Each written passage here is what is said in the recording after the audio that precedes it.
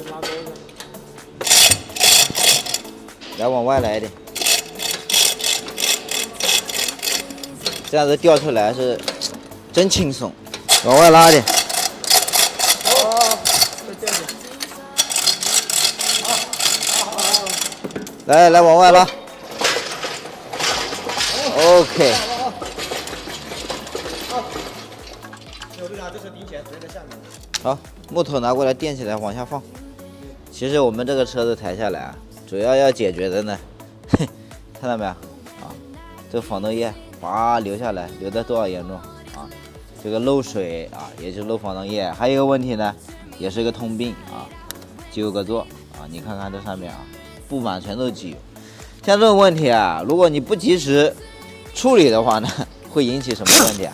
会把我们这个马达、启动马达长时间的泡在了油里啊，那你到时候这个启动马达哈就泡坏掉了啊。有些零部件呢就是这样子被搞坏的，因为你发现了问题以后啊，那你要及时的处理。你看这马达里面啊，全都是油了。那我们装好以后啊，还要把这个搞干净，不搞干净啊，时间啊又用不了多长啊。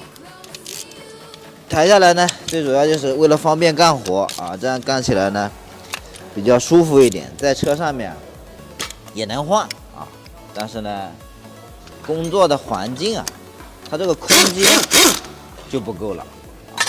那落在地上呢，你随你怎么搞啊，这样呢也确保我们维修的这个品质啊，洗呢也洗得干净一点，下次漏不漏啊，就你一眼就能够看出来。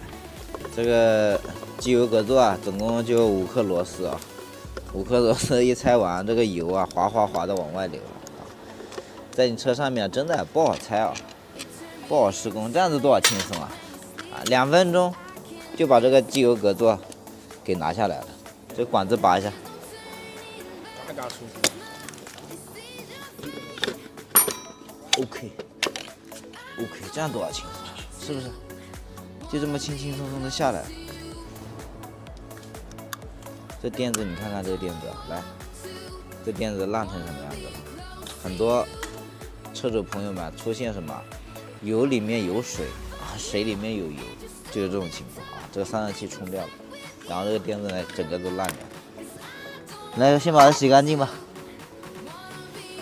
维修完以后啊，你要把这些之前残留的一些痕迹啊，你要给它搞干净，因为这里面全都是油，你不把这些油洗掉，你下次漏不漏，他都不知道，真的。你在车上面啊，有些死角的位置啊，你根本不好好洗，这么一洗啊，就干净了很多。这只是洗第一遍。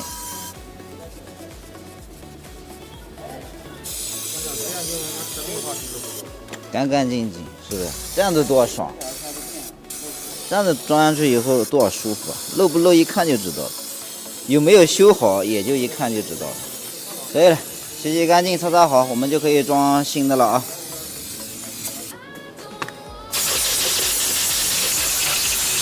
这样就很舒服了吧？是不是？开装。这个是新的啊，这个垫子呢，新的它是连一体的啊，不要去掰了就容易漏。然后大家在选择这个机油格座的时候，一定要选择原厂啊，不要用那些杂牌，也不要用这种品牌的啊，因为很多朋友都吃过这种亏啊。建议大家呢还是用这种原厂的，比较放心一点。这什么玩意嘛？像这种装这个垫子呢，你也不需要打胶啊，不需要打胶的。像我们这种的很少去给它打胶，你也不要怕它什么漏啊，给它打点胶。反而你打胶了以后啊，更加容易出现你意想不到的问题。对角的先带上。